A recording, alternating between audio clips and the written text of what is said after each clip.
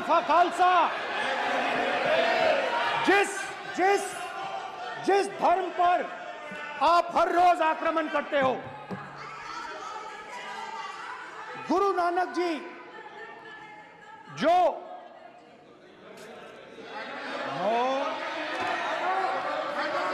Please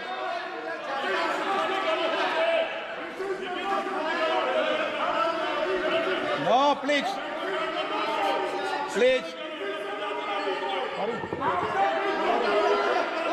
please please please माननीय सदस्य, please गुरु नानक जी के माननीय चित्र में भी सदस्य, हम इनको इस तरीके से पूछते हैं, आप इस तरीके से टेबल पे मत रखो।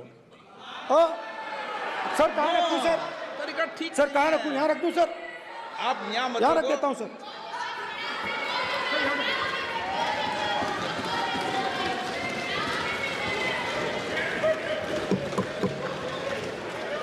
सर गुरु नानक जी के चित्र में भी आपको अभय मुद्रा दिखाई देगा। गुरु नानक जी भी कहते हैं कि डरो मत, डराओ मत। और पंजाब से गुरु नानक जी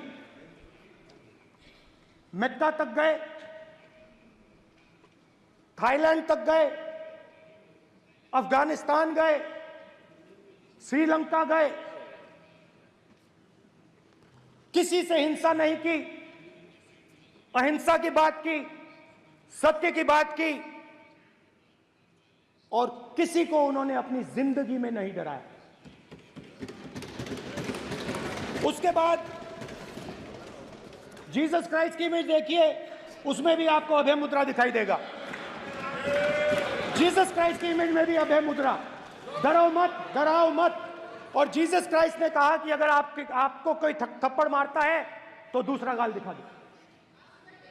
उसके बाद बुद्ध भगवान, अभय मुद्रा।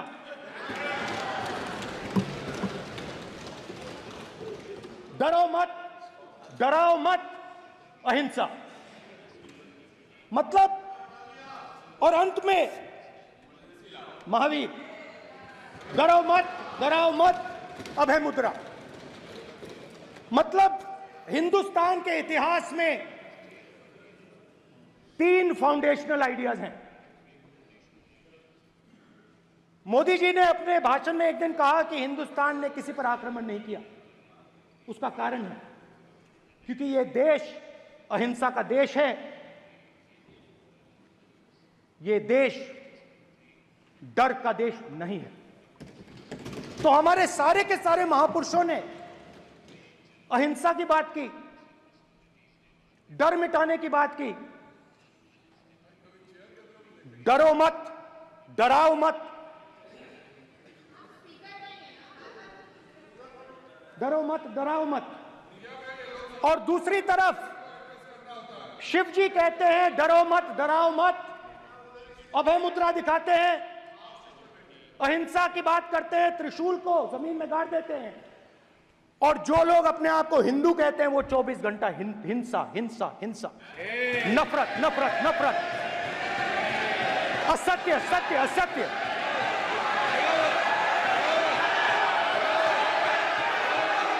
आप हिंदू हो ही नहीं।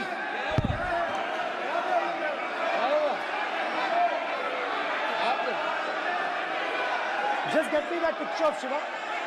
I'm inside speaker's office. Hindu धर्म में साफ लिखा है,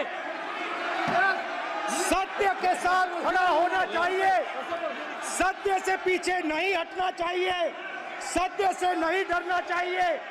अहिंसा हमारा प्रतीक है। अभय मुद्रा ऐसे कीजिए, ऐसे कीजिए, अभय मुद्रा।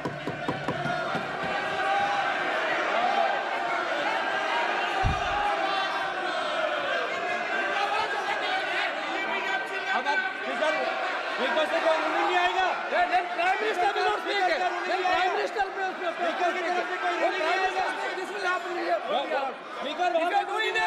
it will repeat again. भाई भाई भाई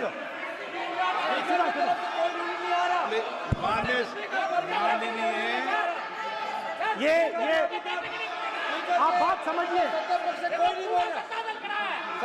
आप बात समझिए। ये इसलिए चिल्ला रहे हैं क्योंकि तीर जाके दिल में लगा है,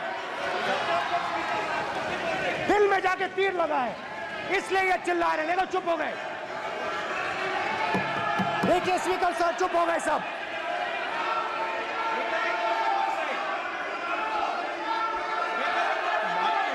एक मिनट।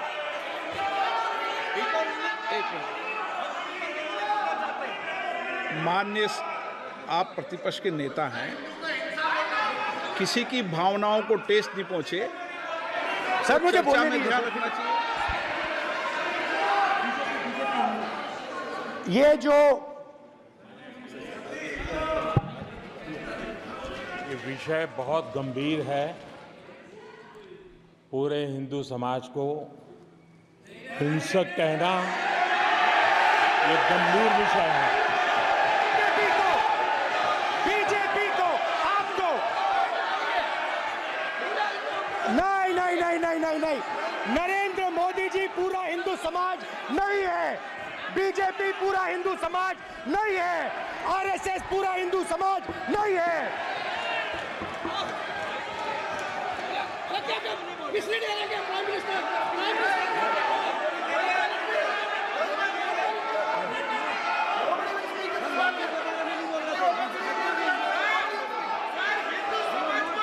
भूपेंद्र यादव जी, ये ठेका नहीं है बीजेपी का। भूपेंद्र यादव जी बोलना चाहते हैं आप? ये सब हिंदू हैं यहाँ पे, ये सब हिंदू हैं।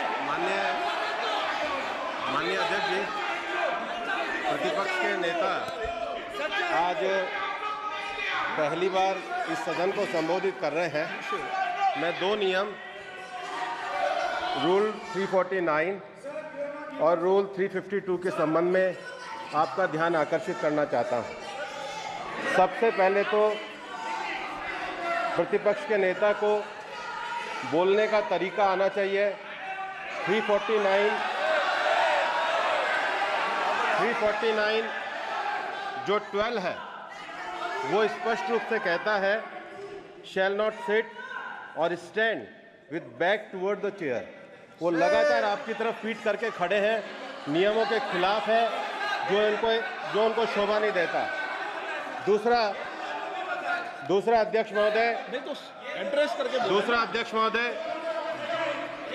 महोदय आर्टिकल रूल 352 रूल 2 ये कहता है make personal reference by way of making an allegation imputing a motive to और ए क्वेश्चनिंग द बोना फाइडी। इन्होंने पूरे विपक्ष के सदस्यों पे नहीं बल्कि इससे बाहर जाकर पूरे एक हिंदू समाज के ऊपर एलिगेशन लगाया है। इनकी बोनाफाइड गलत है, इनके खड़े होने का तरीका गलत है। सदस्यों में तो लगाया ही है। माननीय अध्यक्ष जी,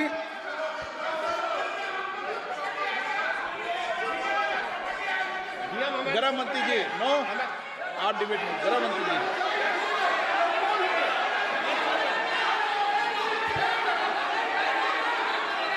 माननीय अध्यक्ष जी, शोर शराबा कर इतने बड़े वाकया को छिपाया नहीं जा सकता। विपक्ष के नेताजी ने कैटेगोरिकली कहा है कि जो अपने आप को हिंदू कहते हैं वो हिंसा करते हैं। मैं फिर से रिपीट करना चाहता हूं, उनका वाक्य था जो अपने आप को हिंदू कहते हैं वो हिंसा की बात करते हैं, हिंसा करते हैं। मान्यवर, इस देश में शायद इनको मालूम नहीं है, करोड़ों लोग अपने आप को गर्व से हिंदू कहते हैं, गर्व से हिंदू कहते हैं।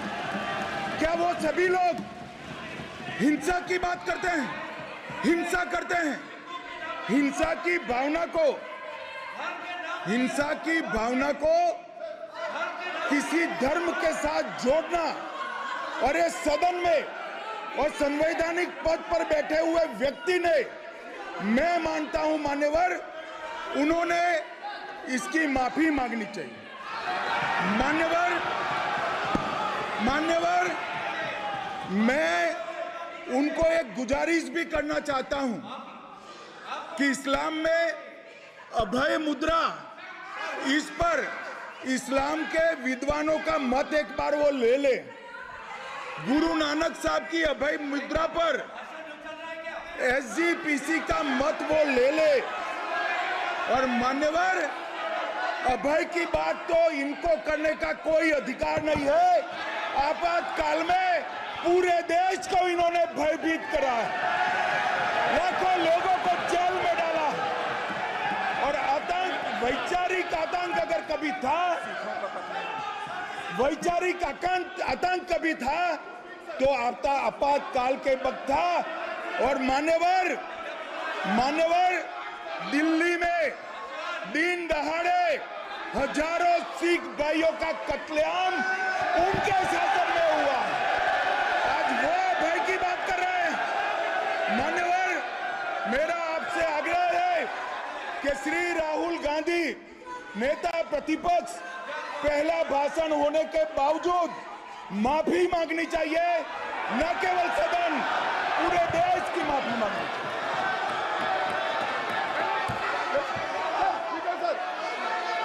सर,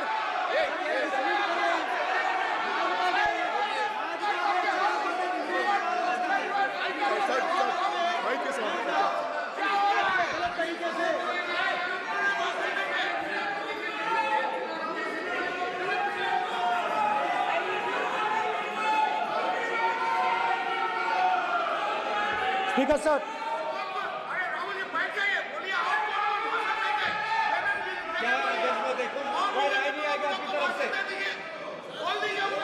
तो कल प्रधानमंत्री मोदी जी के समय में सर आप ऐसे रहिए सर।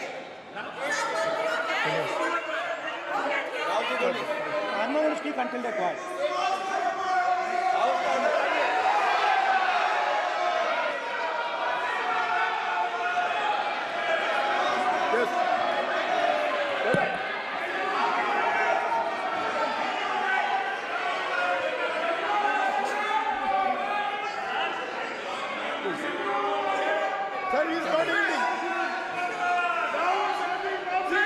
सर, स्पीकर सर, ये संविधान की बात कर रहे हैं सर।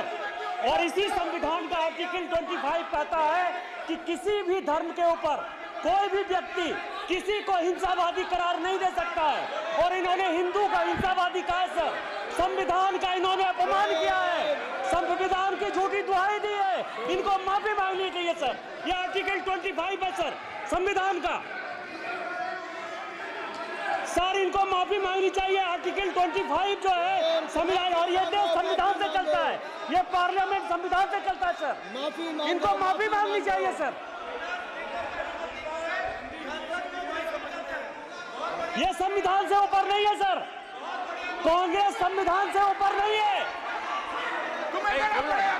आर्टिकल 25, कल्याण बनर्जी जी बताए आर्टिकल 25 क्या था? आप उनको बताइए।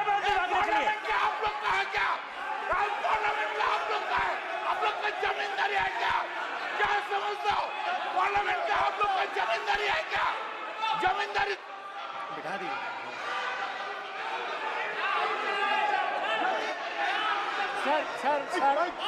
सर, स्पीकर सर, माने प्लीज एक मिनट देता हूं मैं आपको। हिंदू धर्म कहता है। एक मिनट प्लीज, माने सदस्य प्लीज, मान्य प्लीज, एक मिनट प्लीज।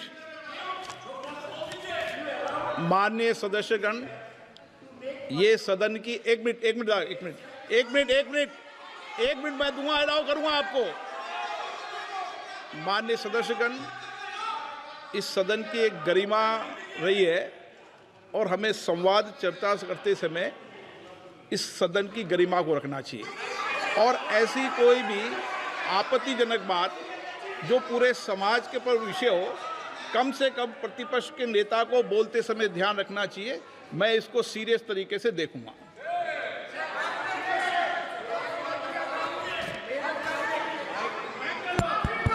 सर, अगर आप हिंदू धर्म के जो महापुरुष हैं, महापुरुष छोड़िए, अगर आप शिव जी को देखें तो क्या हो रहा है सर?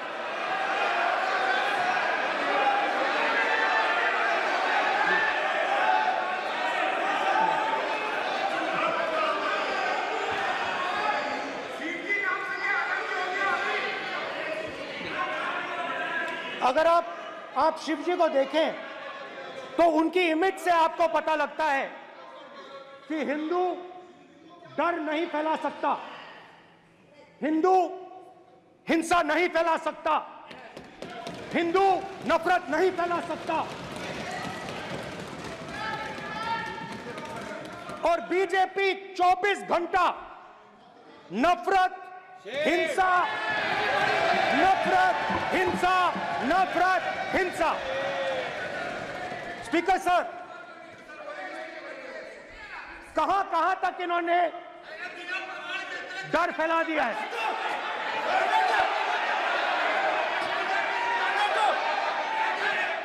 प्लीज सर, कहां तक इन लोगों ने डर फैला दिया? मैं आपको अयोध्या से शुरू करता हूं। सर नमस्कार,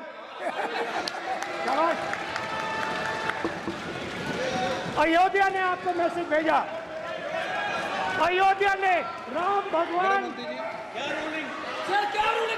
मेरा व्यवस्था का सवाल है।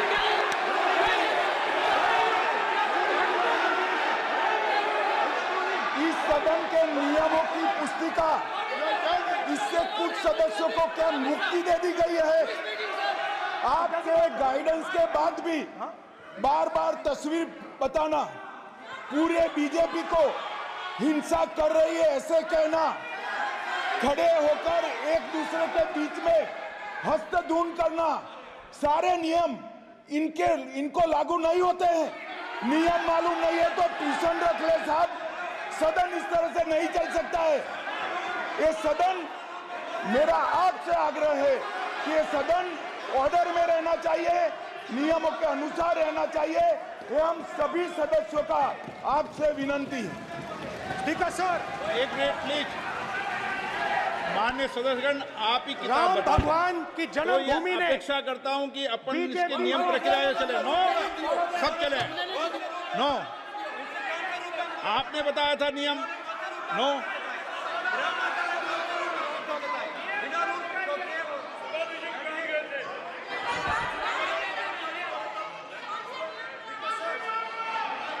माइक दीजिए सर। हाँ सर, मेरा सवाल है सर, इस माइक का कंट्रोलर किसके हाथ में? प्लीज बैठिए, बैठिए सर ये ऑफ होता है, प्लीज बीच में माने ऑफ हो बैठिए जाता है। प्लीज।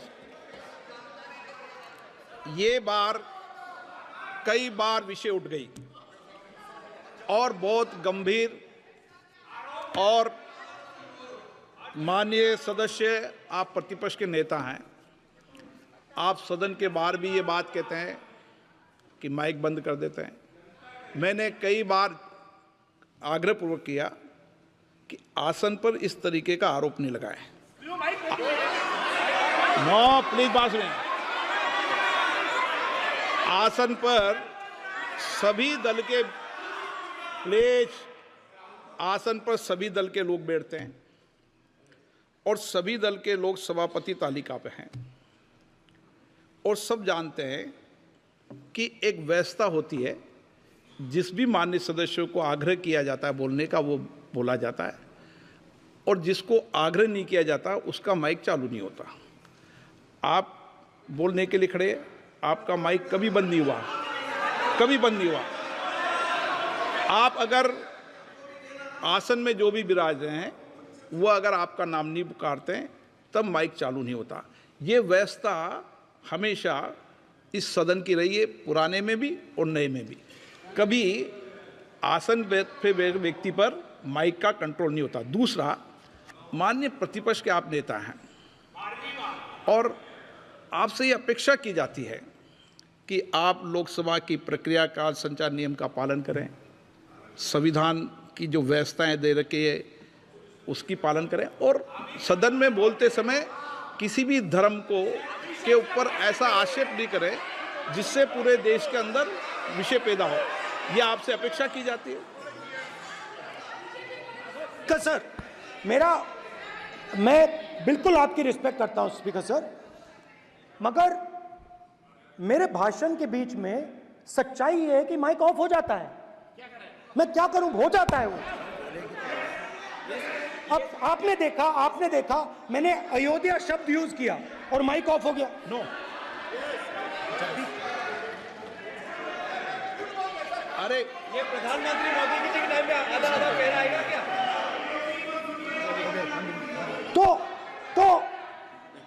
अयोध्या ने राम भगवान की जन्मभूमि, प्लीज ब्रदर, राम भगवान की जन्मभूमि ने बीजेपी को मैसेज दिया, और ये आपके सामने मैसेज बैठे हुए हैं। मैंने इनसे पूछा, कल कॉफी पी, इनसे मैंने पूछा कि बताइए ये हुआ क्या। बीजेपी ने राम मंदिर का इनॉग्रेशन किया, राम मंदिर का इनॉग्रेशन किया। अरे भाई आप हार गए, उसको सहन करिए। नाम बोलने की कोई जरूरत नहीं है, मैं भाषण दे रहा हूं, आप नहीं दे रहे हो। मुझे बोलना है जो बोलना है, मुझे नाम लेने की कोई जरूरत नहीं, मुझे जो बोलना है मैं बोलूंगा। तो अयोध्या ने मैसेज दिया और मैंने इनसे पूछा कि हुआ क्या, और इनका जवाब आया। मैंने उनसे पूछा कि आपको कब पता लगा कि आप अयोध्या में जीत रहे हो, और आपने कहा पहले दिन से मुझे पता था। सही बात। और मैंने कहा ये क्या हुआ, उन्होंने कहा राहुल जी अयोध्या में एयरपोर्ट बना, अयोध्या की जनता से जमीन छीनी गई और आज तक उन्हें मुआवजा नहीं मिला है। उन्होंने कहा, सही बात, उन्होंने कहा कि अयोध्या में जो भी छोटे छोटे दुकानदार थे